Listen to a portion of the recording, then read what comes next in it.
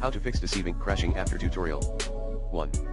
Backup and delete the saved folder at c/users/username folder /appdata/local /Deceive Inc 2.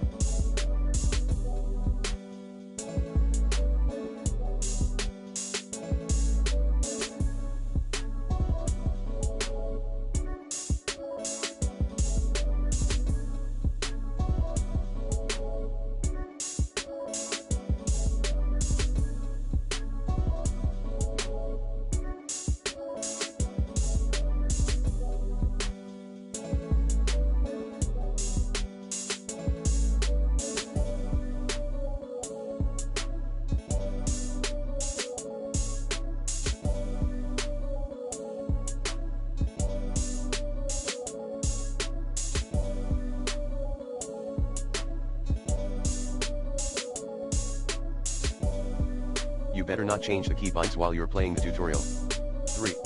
Disable or quit the Razer Chroma application on your Windows.